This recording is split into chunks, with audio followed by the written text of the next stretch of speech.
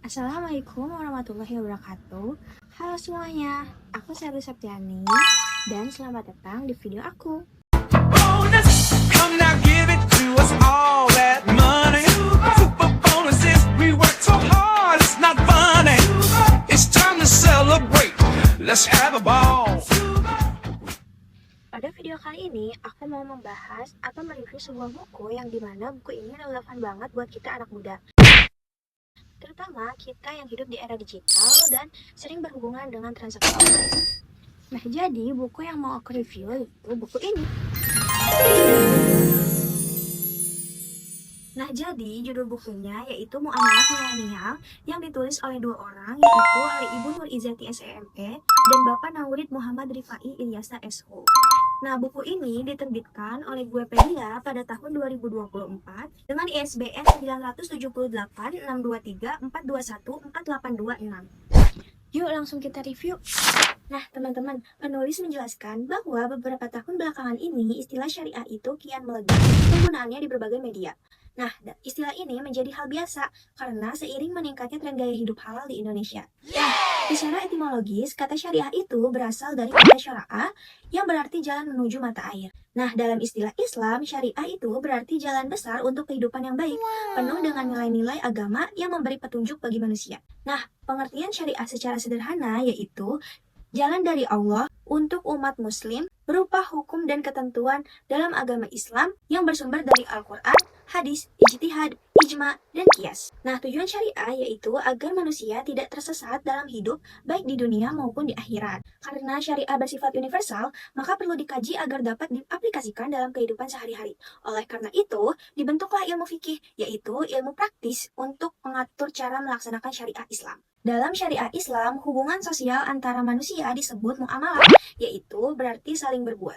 Nah, tujuan muamalah adalah menciptakan hubungan yang harmonis, rukun, tentram, dan saling tolong-menolong. Muamalah mencakup aspek adabiyah dan madiyah. Aspek adabiyah berkaitan dengan adab dan akhlak, sedangkan aspek madiyah mengatur jual beli, utang piutang, kerjasama bisnis, dan keuangan. Nah, masuk ke bab 2. Buku ini mulai membahas secara khusus tentang muamalah. Nah, di bab ini penting karena menjelaskan bagaimana aturan Islam mengatur hubungan manusia baik dalam kehidupan sosial maupun dalam kegiatan ekonomi. Nah, muamalah pada dasarnya berkaitan dengan pelaksanaan syariat Islam dalam kehidupan sehari-hari. Jadi, tujuan dari muamalah sendiri yaitu untuk menciptakan hubungan yang baik antar sesama manusia sekaligus mengatur hubungan manusia dengan aktivitas duniawinya. Nah, dari sini muamalah dibagi menjadi dua, yaitu muamalah adabiyah dan muamalah madiyah. Nah, muamalah adabiyah yaitu bentuk pergaulan antar manusia yang menekankan sikap, perilaku, dan etika. Konsep ini disebut dengan istilah moderasi si beragama, di mana moderasi si beragama itu mengajarkan sikap saling menghormati, toleransi, serta hidup berdampingan secara damai antar umat beragama. Nah, dalam muamalah adabiyah juga ditekankan sikap adil, jujur, amanah, menepati janji, dan bermurah hati. Selanjutnya, muamalah madiyah. Jadi, muamalah madiyah yaitu hubungan antar manusia yang berkaitan dengan materi atau ekonomi. Nah, di antaranya yaitu jual beli atau bai yang dihalalkan dalam Islam selama tidak mengandung riba. Selain itu, terdapat kerjasama di bidang pertanian seperti muhabaroh, muzaroah, dan musakoh. Ada juga qiron atau utang piutang, perbankan syariah, syirkah atau kerjasama usaha, ariyah atau pinjam-meminjam, hingga ihyaul mawad. Nah, sistem ekonomi Islam memiliki ciri khas tersendiri yang berbeda dari kapitalisme dan sosialisme. Sistem ekonomi Islam diatur berdasarkan Al-Quran dan Sunnah, dengan tujuan menciptakan keadilan dan keseimbangan. Nah, Islam mengakui 3 jenis kepemilikan, yaitu kepemilikan individu, kepemilikan kolektif rakyat, dan kepemilikan negara. Jadi, muamalah itu bukan hanya soal transaksi ekonomi, tetapi juga tentang etika, keadilan, dan tanggung jawab sosial. Nah, lanjut ke bab 3, buku ini membahas muamalah dilihat dari sudut pandang sejarah Islam. Nah, bab ini menunjukkan bahwa aturan muamalah dan ekonomi Islam itu bukan hal yang baru, tetapi sudah dipraktikkan sejak lebih dari 1000 tahun yang lalu.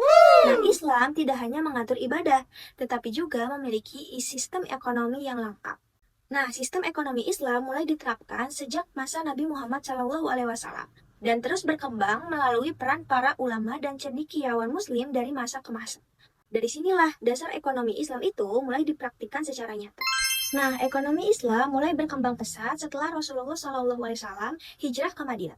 Rasulullah menerapkan beberapa sumber pendapatan negara seperti jizyah, kharaj, usyur, serta zakat. Nah, semua pendapatan ini dikelola melalui lembaga keuangan yang disebut Baitul Mal. Nah, setelah wafatnya Rasulullah SAW, kepemimpinan umat Islam itu dilanjutkan oleh Khulafaur Rasyidin, yaitu Abu Bakar As-Siddiq, Umar bin Khattab, Utsman bin Affan, dan Ali bin Abi Thalib. Nah, pada masa dinasti Umayyad, sistem ekonomi Islam mengalami perubahan. Pengelolaan Baitul Mal tidak lagi sepenuhnya transparan. Pada masa Umar bin Abdul Aziz, sistem ekonomi Islam kembali diperbaiki. Beliau melakukan reformasi kebijakan dan membangun lembaga yang independen. Nah, jadi prinsip utama ekonomi Islam pada masa ini yaitu keadilan dan keseimbangan sosial. Nah, prinsip ini diterapkan melalui zakat, infak, dan wakaf. Nah, sistem keuangan Islam juga berkembang dengan penerapan larangan riba dan gharar. Nah, semua perkembangan ini didukung oleh kemajuan pendidikan dan ilmu pengetahuan. Jadi, muamalah dan ekonomi Islam itu telah berkembang secara historis dan terbukti mampu menciptakan sistem ekonomi yang adil, seimbang, dan berkelanjutan. Nah, lanjut masuk ke pembahasan bab 4. Di bab 4 ini, penulis membahas tentang lembaga keuangan di Indonesia. Nah, teman-teman, ternyata lembaga keuangan itu bukan cuma bank, tapi juga ada lembaga keuangan yang bukan bank. Lembaga keuangan adalah badan atau institusi yang kegiatan utamanya itu bergerak di bidang keuangan, yaitu menghimpun dan menyalurkan dana kepada masyarakat. Nah, lembaga keuangan memiliki aset dalam bentuk keuangan dan berperan dalam sektor jasa keuangan. Nah, penulis juga membahas mengenai fungsi lembaga keuangan. Jadi, fungsi yang pertama yaitu sebagai penghimpun dana. Yang kedua yaitu untuk menyalurkan dana yang telah dihimpun kepada masyarakat. Fungsi yang ketiga yaitu memberikan pinjaman kepada masyarakat. Fungsi yang keempat yaitu mempermudah transaksi keuangan. Fungsi yang kelima yaitu lembaga keuangan mampu menyediakan uang tunai saat dibutuhkan oleh masyarakat. Dan yang terakhir yaitu fungsi yang keenam yaitu sebagai pemindah aset. Nah, bab ini juga menjelaskan jenis-jenis lembaga keuangan yang ada di Indonesia. Yang pertama, ada bank. Nah, di Indonesia, Bank Sentral adalah Bank Indonesia yang bertugas menjaga stabilitas nilai mata uang dan bersifat independen. Nah, bank umum berfungsi sebagai perantara antara pihak yang memiliki dana dan pihak yang membutuhkan dana. Jenis bank lainnya yaitu Bank Perkreditan Rakyat atau BPR. Yang kedua, ada pegadaian. Jadi, pegadaian merupakan lembaga keuangan bukan bank yang memberikan pinjaman dengan sistem gadai. Yang ketiga, ada koperasi simpan pinjam. Jadi, koperasi simpan pinjam yaitu lembaga keuangan yang berlandaskan asas kekeluargaan. Keempat, ada lembaga asuransi, di mana lembaga asuransi ini menyediakan perlindungan finansial bagi masyarakat. Yang kelima, ada leasing. Jadi, leasing yaitu lembaga pembiayaan yang menyewakan barang kepada masyarakat dalam jangka waktu tertentu. Dan yang terakhir yaitu ada pasar modal. Pasar modal merupakan tempat bertemunya pihak yang membutuhkan dana dengan masyarakat yang ingin berinvestasi. Nah, teman-teman, jadi perbedaan utama antara lembaga keuangan bank dan bukan bank terletak pada fungsinya dan kegiatan usahanya. Lembaga keuangan bank menghimpun dana dalam bentuk tabungan, giro, dan deposito. Lembaga keuangan bukan bank menghimpun dan menyalurkan dana dalam bentuk surat berharga. Nah, jadi bab ini itu menjelaskan bahwa lembaga keuangan itu memiliki peran penting dalam perekonomian Indonesia. Baik lembaga keuangan bank maupun bukan bank sama-sama berkontribusi dalam mendukung aktivitas keuangan dan pembangunan ekonomi masyarakat. Nah, selanjutnya masuk ke bab 5. Jadi, di bab 5 ini penulis membahas tentang kasus riba dalam muamalah madiyah yang sering terjadi dalam kehidupan sehari-hari, di mana riba itu dijelaskan sebagai sesuatu yang diharamkan dalam Islam, sebagaimana telah disepakati oleh 4 ulama mazhab yang menyebutkan 6 benda ribawi, yaitu emas, perak, gandum, syair, kurma, dan garam. Nah, penulis juga menjelaskan bahwa tanpa disadari, manusia itu sering melakukan transaksi seperti menabung, pinjaman, investasi, maupun jual beli, yang ternyata bisa mengandung unsur riba. Nah, dalam transaksi jual beli, penulis memaparkan 3 jenis riba. Pertama, penukaran barang ribawi yang tidak sama kualitas atau jumlahnya. Yang kedua, adanya tambahan pada nilai hutang karena penundaan waktu pembayaran. Yang ketiga, transaksi jual beli yang tidak jelas kesepakatan harganya ketika berpisah dari tempat transaksi.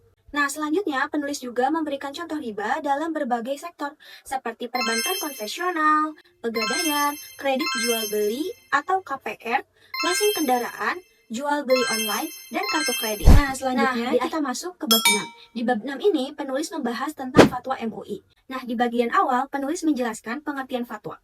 Jadi, menurut Kamus Besar Bahasa Indonesia, fatwa adalah keputusan atau pendapat yang diberikan oleh seorang mufti terhadap suatu persoalan.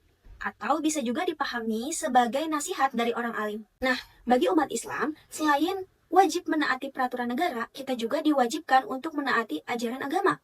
Hal ini ditegaskan dalam Al-Quran Surat An-Nisa ayat 59, yang memerintahkan untuk taat kepada Allah, Rasul, dan ulil amri atau pemerintah.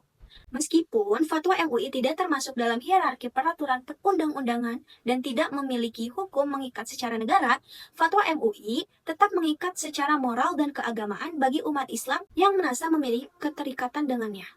Nah, selanjutnya masuk ke bab 7, membahas jenis-jenis akad dalam ekonomi Islam sebagai bagian dari muamalah madiyah yang bersifat praktis.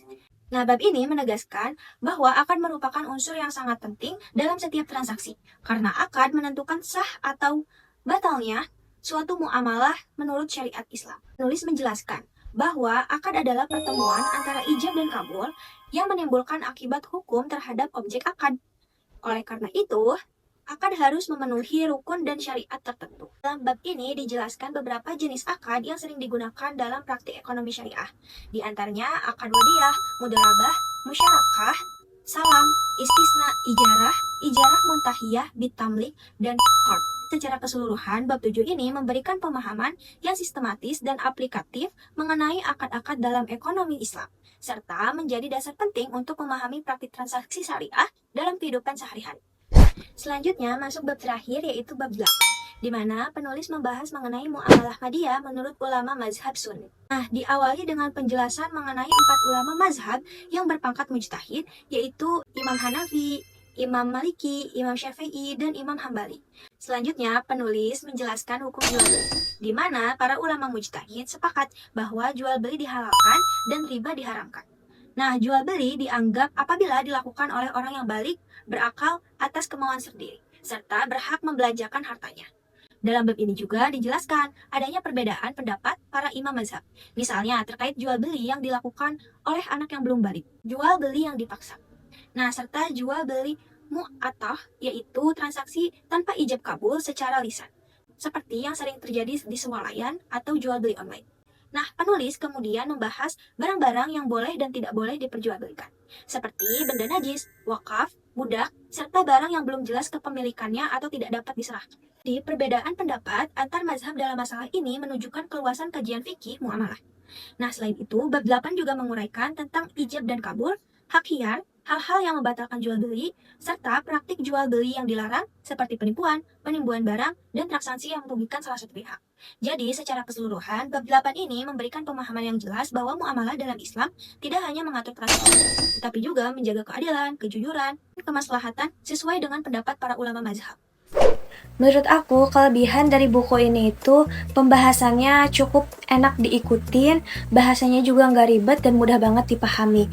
Cuma kekurangan dari buku ini itu masih ada typo atau kesalahan penulisan yang kelihatan dan ganggu pas dibaca. Secara keseluruhan, aku ngerasa buku ini cukup ngebantu aku buat ngerti muamalah, apalagi buat aku atau buat kita semua sebagai generasi Gen Z dan generasi milenial. Pesan yang aku dapat dari buku ini, penting banget buat kita paham muamalah biar urusan ekonomi yang kita jalani itu tetap sesuai sama prinsip syariah. Harapannya dari aku, semoga kedepannya penulis dan penerbit bisa lebih teliti dalam soal penulisan biar bukunya makin rapi dan berkualitas. Jadi secara keseluruhan menurut aku buku Muamalah Milenial ini layak dibaca dan cukup bermanfaat buat nambah wawasan muamalah. Nah, itu aja yang bisa aku review dari buku Muamalah Milenial ini. See you!